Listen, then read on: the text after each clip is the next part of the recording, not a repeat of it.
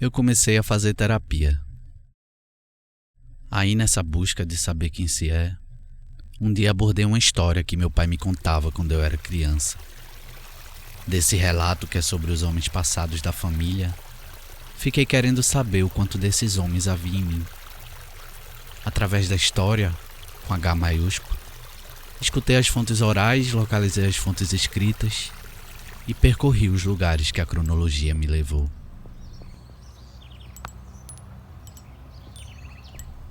As imagens são os retalhos do que vi. Já as palavras ditas têm sentidos plurais entre o narrador e o narratário. As lembranças individuais são fragmentos editados pelo inconsciente e que, por vezes, se confundem aos imaginários e às imaginações. Lembranças que traçam o fio da memória, afetiva, maleável, moldável, bem guardada pelo inconsciente coletivo de um grupo social como de um estado ou uma família. Mas a história... A história é a análise crítica do passado, independente das insistentes memórias. A história quer saber quem conta, a quem conta, por que conta, e em tempo, e espaço, e seus ecos. Mas é tanta água que as memórias que permeiam através de seus símbolos decantam a história sobre um fosso de detalhes e imperfeições. Assim prevalecem ainda os brados retumbantes às margens do Ipiranga.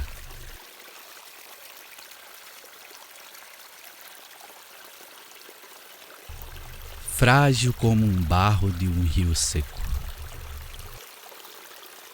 Buscando a mim mesmo nessa história, procurei saber o que foi dito, mas também o que não foi dito sobre os 3 grandes homens da minha linhagem, espelhos e miragens da minha criança. Meu tataravô Antônio, meu bisavô Francisco e meu avô Antônio. Mergulhei nos respingos de reminiscências desse causo contado de pai para filho.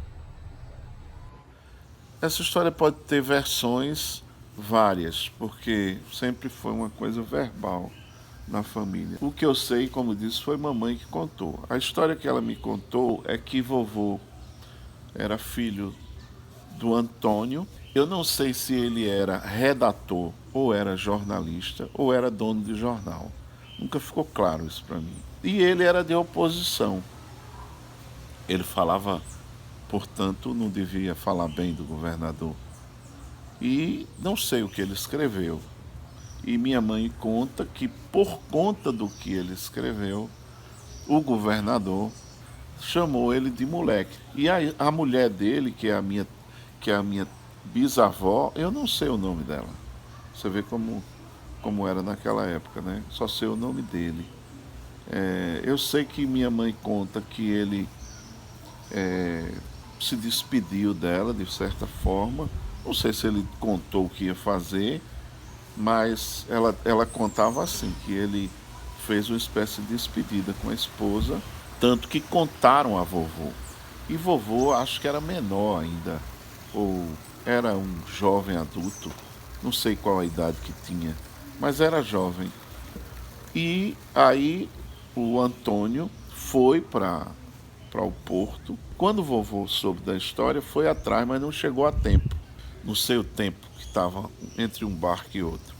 E aí, quando ele chegou no barco, o Antônio, ele foi reconhecido, não sei o que houve, se ele chegou a falar, se houve alguma discussão. O fato é que mataram ele.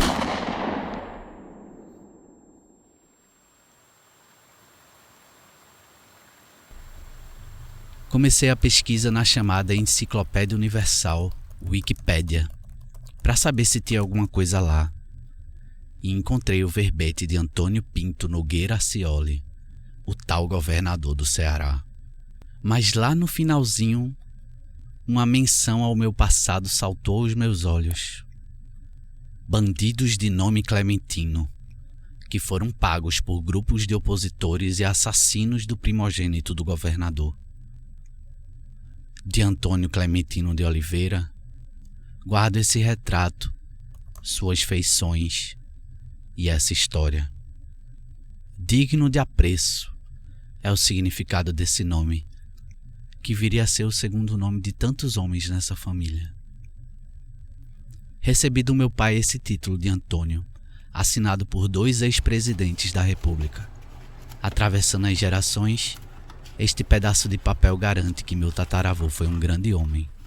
Na Hemeroteca Digital Brasileira, descobri que Antônio era editor e coordenador do Jornal do Ceará, além de capitão da Guarda Nacional do Estado. Por isso, em algumas edições é referido como Capitão Clementino. Descobri também que há uma história anterior a esta que meu pai contou. Fortaleza, dia 12 de julho de 1904. Chegou perto da morte o capitão Clementino. O governador Accioli, insatisfeito com as reportagens do Jornal do Ceará, mandou matar meu tataravô. E pelos cacetetes de homens da lei vestidos à paisana, afundava sobre poça do seu próprio sangue. Antônio então passou um tempo na Santa Casa de Misericórdia e logo depois foi preso com o crime forjado de tentativa de assassinato de um dos policiais. Teve seus bens confiscados, habeas corpus negado e foi culpado nas primeiras instâncias que serviam ao governo cearense do início do século XX.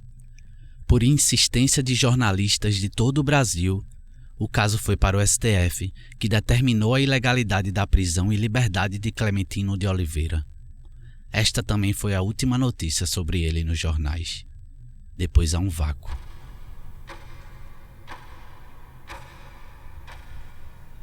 O homem digno de apreço havia fugido da oligarquia, e seu nome só aparece novamente em 1912, quando se chega nessa história contada pelo meu pai. A referência nesse caso é do Jornal do Comércio do Amazonas, que utiliza fontes de jornais de Natal, onde o caso ocorreu. Antônio estava morando no norte e recebeu por telegrama a notícia de que Accioli havia sido finalmente deposto e expulso do estado. Iria embora ao Rio de Janeiro por vias marítimas, mas faria uma escala na capital do Rio Grande do Norte. Meu tataravô agora tinha que mostrar que era homem e honrar o nome da família, como se diz. Despediu-se de seus filhos e de sua esposa, Maria Alves Couto, cujo nome de mulher a história costuma esquecer e que apenas pela certidão de casamento tem seu nome registrado. O patriarca Antônio então seguiu rumo a Natal mais o primogênito de seus 7 filhos, meu bisavô, Francisco. Essa coisa estava acontecendo, não sei em que momento dessa história vovô chegou no navio. Quando o vovô chegou, que o nome dele era Francisco, você sabe, ele não sei se viu o pai morrendo ou se já o viu morto. E nessa confusão, ninguém percebeu ele. E ele tinha ido de faca. E aí nessa confusão, eu deduzo que ele tentou matar o governador, o presidente da província no caso. Mas, não sei os detalhes, o fato é que ele matou o filho. E aí ele foi preso e quando chegou em terra ficou na prisão e já tinham combinado que se ele fosse condenado, tem uma história meio, parece de faroeste, que teria um cavalo selado em um determinado local, que se ele fosse condenado iam fazer uma confusão no tribunal e aí ele fugiria, pegaria o tal cavalo e ia embora. Só que ele não esperou o julgamento. Ele levou a vida assim, a fugir. E não sei em quanta cidade vovô morou. E ele era um homem valente, então, pelo fato de estarem sempre tentando pegá-lo e ele sempre enfrentando e se saindo, ele teve fama, ele ganhou fama, uma fama que certamente ninguém quer ter, que era fruto da fuga, né, da vida de fuga. E certamente quando ele chegava numa cidade, ele passava um tempo, trabalhava ali e aí ia para outra. Ele tinha uma fama de homem violento que ele nem era. Quem conhecesse vovô era uma pessoa boa, doce, mas ele foi fruto da vida que ele teve, né? De ter que enfrentar. No Atlântico Oceano, o jovem valente de 24 anos, Francisco, prostrado sobre o corpo do pai, faca em punho e ferimentos de bala pelo corpo, gritou pelo nome do Zacioli. E desse grito denso, qual aquela água de mar, se fez o silêncio masculino do homem adulto. De Francisco Clementino de Oliveira, meu bisavô, guardo essa bengala, poucos retratos e algumas lembranças da família. Francisco passou a vida se mudando, fugiu pelo árido interior ou belo litoral nordestino, passando por rios e marés, passando por terras de um dono só, terras de um sobrenome por região. Quando ele conheceu vovó, ela era noiva, e ele, naquela época, diziam roubou, né? Ele roubou vovó. E ela se deixou roubar. Mesmo velhinhos, eu me lembro dela chamando ele de Chiquinho, sempre cuidando dele. Passaram a vida toda juntos. Os filhos foram criados, os mais novos, por outras pessoas, porque eles levavam essa vida. Foi em Extremóis, cidade do Rio Grande do Norte, que Augusta, noiva de outro homem, deixou tudo para fugir com o famoso Francisco. O destemido do cavalo selado agora encontrava sua donzela. Tiveram 6 filhos homens, nascidos em 2 das cidades que o casal morou: Bananeiras, na Paraíba, e Canhotinho, em Pernambuco. Antônio, José, Edson, Rubem, Paulo e Gilberto. Os filhos que não foram criados pelo casal quando estes estavam em fuga ficavam com a tia Dui e não chamavam sua mãe de mãe, chamavam pelo nome. Mas não tinham problema de chamar o pai de pai. Nos esperados papéis de gênero, o homem cumpria a função que se esperava: o herói que carregava o pesado estandarte do nome da família. E Augusta, ainda que tivesse largado tudo para seguir o mesmo caminho que Francisco, para aqueles filhos não cumpria o imaginário que se esperava da mãe. Eu vim ter uma convivência mais próxima já adulto, quando ele morava na casa de tio Edson. E aí eu sempre ia visitar a vovó e ele. Mas essa história, mesmo querendo saber, eu tinha consciência que ele não queria falar sobre isso. Porque se ele quisesse, ele acenava de alguma forma, né? E eu me lembro de um fato muito assim, quando eu era pequeno, não sei que idade eu tinha, que eu dei um susto nele, coisa de menino. Ele já era velho, ele já tinha uma certa idade, ele já andava de bengala, vovô era quase cego, sempre teve problema na vista, aquela história dos cílios que entravam nos olhos dele. Eu me lembro que eu dei um susto nele. Ele morava em Caruaru, foi na época que ele morou em Caruaru. E aí eu me lembro que ele deu um pulo, sabe? Ele era um senhor já de certa idade, eu não me lembro qual era a idade. Mas eu me lembro que eu dei um grito para dar susto nele. E ele deu um pulo e se virou para mim. Aquele pulo, na verdade, era trauma, né? Porque a reação dele foi muito maior do que normalmente seria com outra pessoa. O meigo e engraçado Chiquinho não dizia nunca de seu turvo passado, pois a história velada chegava aos filhos dos filhos em forma de confidência, e era no não dito que ela se revelava, como num susto de horror de um abraço inesperado. O nome Francisco significa livre, mas sempre sentava olhando para a porta. Ouvia passos à noite e se mudava ao amanhecer. Francisco fugiu a vida inteira. Engoliu seu medo, sua história, sua dor de perder o pai. Trocou o significado de seu nome para sustentar o do sobrenome. Ao final da vida, teve triquíase, condição em que os cílios viram para dentro dos olhos e que ironicamente lhe obrigava a derramar as lágrimas e sentir dor. Acho que foi a maneira que seu corpo encontrou de chorar. Mas quando perguntado sobre seu sofrimento, Francisco sempre respondia: é uma dorzinha agradável.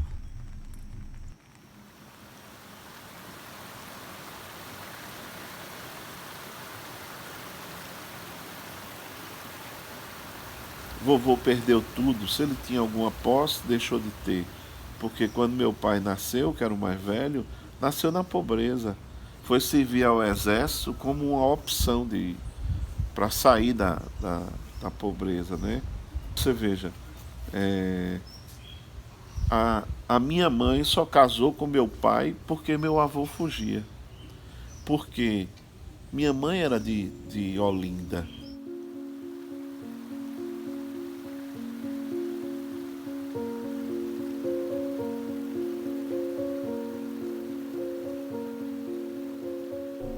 E entre tantas águas, o próximo Antônio, digno de apreço, Antônio Clementino de Oliveira, filho mais velho de Francisco, recebe o nome de seu próprio avô, um nome inteiro para ser. De Antônio Clementino de Oliveira, meu avô, guardo essa bandeira do Brasil, algumas fotografias e as lembranças que ouvi.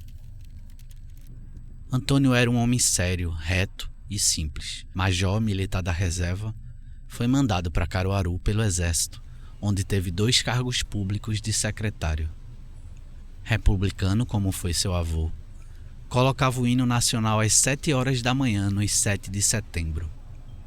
Antes de sair para trabalhar, todos os dias acordava muito cedo e deixava com zelo o café para a família.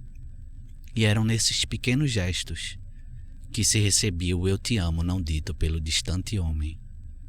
Era na laranja mais madura, já perto de ficar podre, que ele comia para os filhos ficarem com as boas. Era no cobrir do lençol à noite e no Deus te abençoe antes de dormir. Mas a educação dos filhos era papel da mulher, minha avó, que recebe o sobrenome de seu marido, Ermelinda Manta Clementino de Oliveira. E era através dela que o militar pedia os relatórios e as notas dos filhos. Ermelinda, Flávia, Elizabeth, Edna e o caçula e filho homem, meu pai, Eugênio. Eugênio Antônio, de boa origem pelo primeiro nome e, novamente, o digno de apreço pelo segundo. Todas as minhas tias disseram que o filho homem era o preferido do meu avô. Levava meu pai para o estádio do Central, time da então pequena Caruaru, enquanto, como gostava de dizer, aprendia a ser mais simples, pedindo doação para a Ordem Católica Vicentina que ajudava os empobrecidos. E aos ouvidos de Eugênio, os sons de um estádio de futebol se alternavam entre os esmola para os pobres de São Vicente, esmola para os pobres de São Vicente, esmola para os... Antônio gostava de andar com o boletim de notas azuis do filho. Estava com ele no bolso da camisa quando, em 1970, sofreu um infarto. O secretário público que lidava com garis e feirantes era conhecido como seu major. Seu velório comoveu uma multidão de pessoas. Houve procissão, choros e discursos. Na cidade grande que o tempo transformou Caruaru, Antônio Clementino de Oliveira virou o nome de uma praça no centro.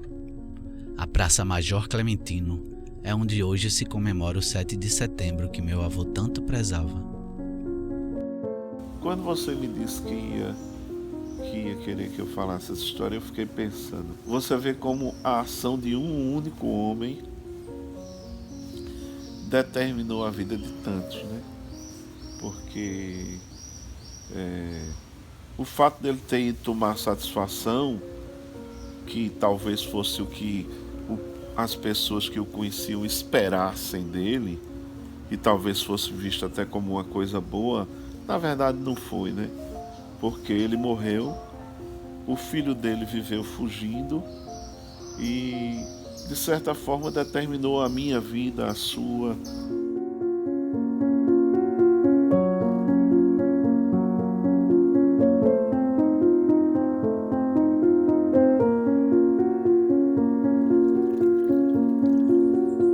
Pai, eu agora dirijo minha voz para você. O que eu vi foi que você tinha 11 anos e estava jogando bola quando foram te avisar da morte de seu pai. Que foste correndo para casa e ao chegar foi lhe dito que não chorasse, porque você tinha que ser um homem forte pela sua mãe. Durante o velório que te impediram de ir, lhe deram gibis de historinhas, para você não ter que enxergar a dor da sua própria história. Tempo depois foste mandado para o Colégio Militar do Recife, para virar homem, como se diz. Nesta cidade erguida sobre as águas, o Antônio agora era você. Porque desde lá, no século XIX, Clementino de Oliveira é sobrenome de homem forte, de grande sobrenome, honrado, respeitado, disciplinado, valente, viril, corajoso, herói, simples, provedor.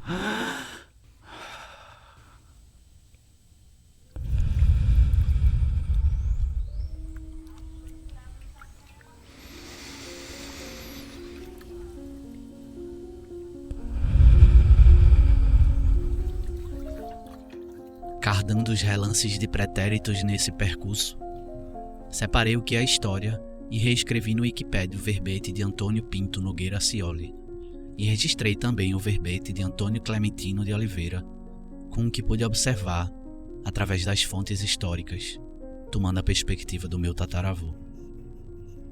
Mas separei também o que é memória e a ideia de homem que a gente tem que ser, os símbolos e os significados, toda essa água limpa que toma a forma de seu espaço e preenche nossos olhares.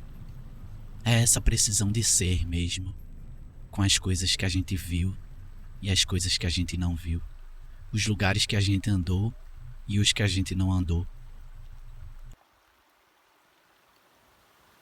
Somos também o medo escondido de Francisco, a distância de um pai que não diz eu te amo, o choro contido de um filho que perde o pai, todo o lastro de um não dito represado, que deságua hoje em você e nos 4 filhos seus e de minha mãe, Helene Silva Oliveira, Diogo, Plínio, Gabriel e Gilberto. Mas também na geração seguinte, minha filha e sobrinhas, suas netas, curiosamente todas mulheres nessa geração, Alana, Lia e Pilar.